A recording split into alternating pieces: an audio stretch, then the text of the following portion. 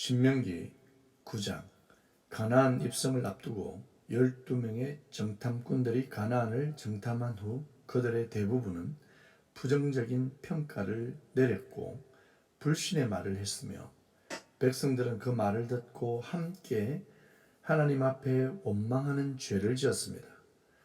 그들에게는 아낙 자손의 모습이 거대한 벽처럼 느껴졌고 도저히 이길 수 없는 상대라고 여겼습니다.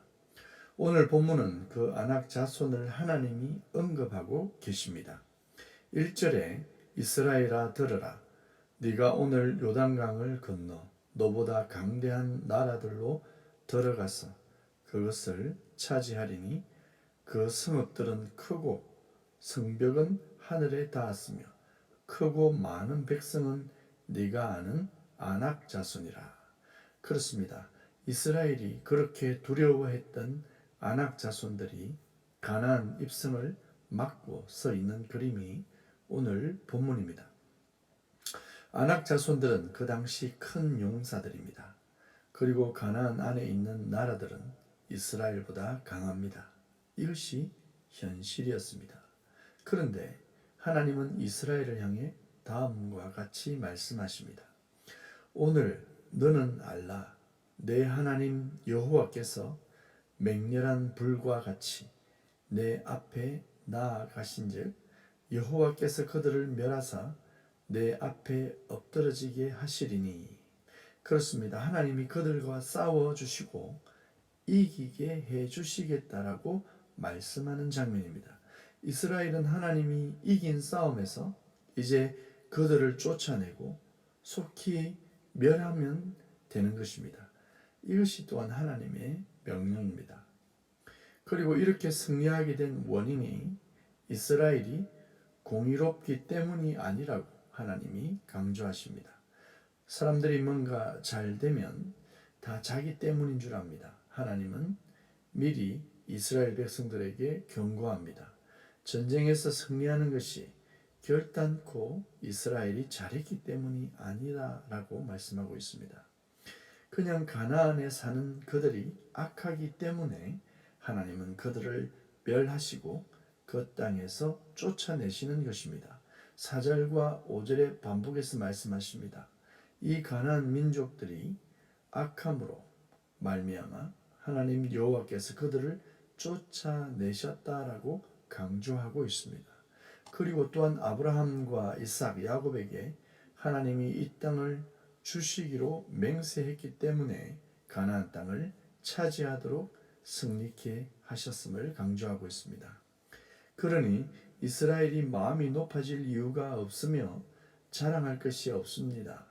구원은 전적인 하나님의 업적입니다.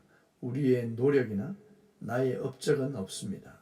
구원은 오직 하나님의 힘으로, 하나님의 열심으로 우리들에게 거저 주신 은혜입니다. 우리는 그것을 믿음으로 받으면 됩니다. 아멘 하며 감사함으로 받으면 됩니다. 예수 그리스도의 값없는 대속의 사건만이 우리를 구원으로 인도하시는 것입니다. 아낙 자손 같은 우리보다 더 강한 존재, 사탄의 공격을 무력화시키고 사망의 권세를 깨고 승리하신 예수 그리스도를 믿을 때 우리에게는 구원이 주어지는 것입니다.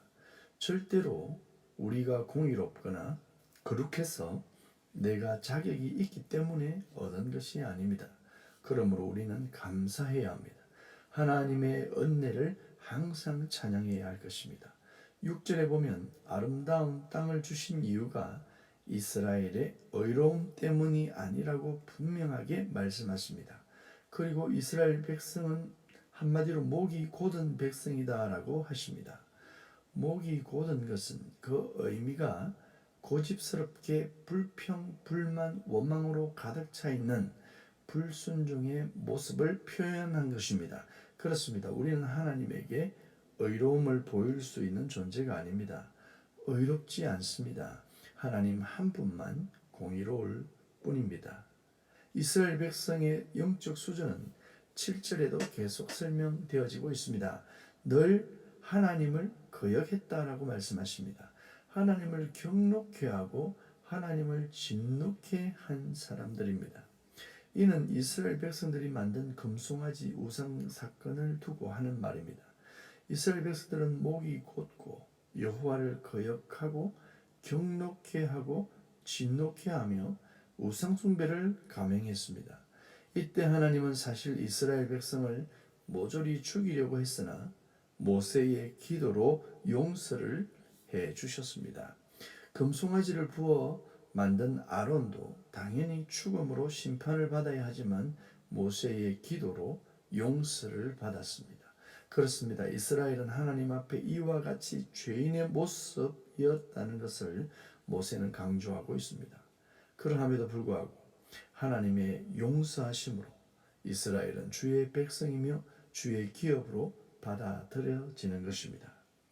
그 중심에 모세가 있었습니다. 19절에 하나님이 모세의 말을 들었다라고 하는 말씀이 나옵니다. 모세가 하나님의 말을 들어야 할 텐데 하나님이 모세의 말을 듣고 이스라엘의 죄악을 용서해 주신 것입니다. 모세의 중보의 기도로 이스라엘의 완전한 멸망을 막아주셨습니다. 그럼 우리는 어떻습니까? 나는 하나님의 말씀을 거역한 때는 없습니까? 우리는 하나님을 경노하게 하고 거역할 때는 없습니까? 아마 모든 사람에게 그러한 불순종의 순간이 있을 것입니다. 여전히 우리는 죄인입니다. 그리고 의롭지 않습니다. 의인은 없나니 하나도 없다라고 말씀하셨습니다.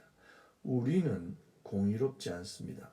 그럼 하나님의 진노와 경노의 심판을 받을 수밖에 없는 것입니다.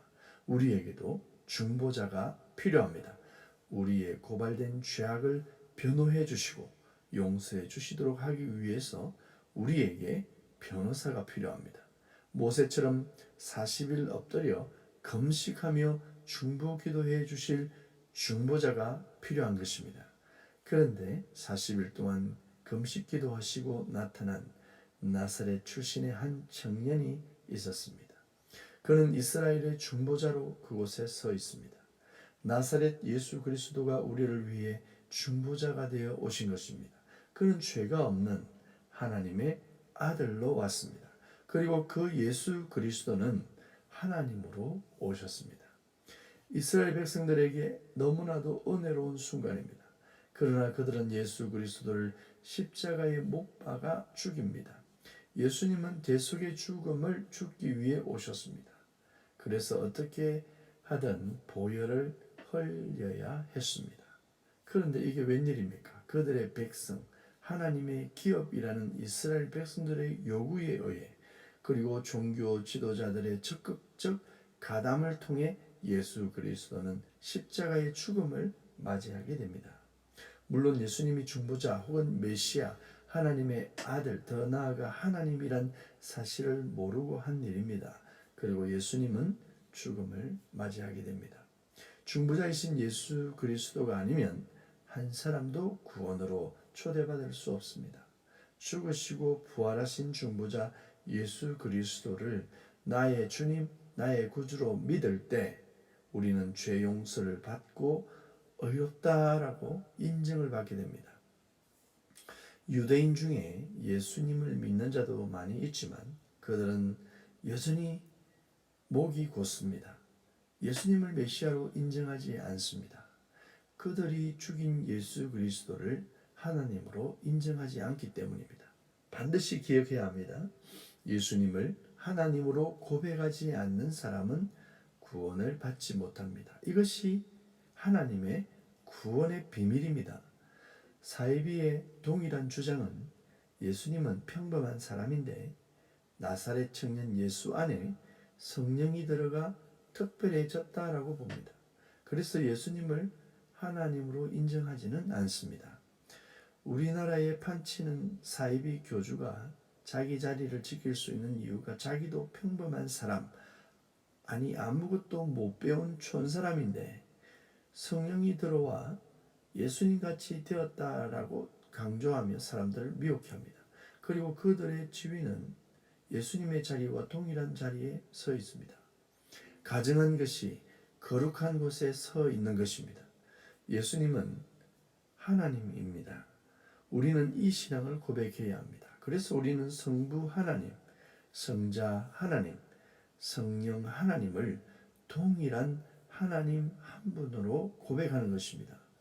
하나님을 경록케 하거나 진노케 하는 백성이 아닌 하나님을 믿고 순종하며 사랑하는 백성 되시길 축복합니다.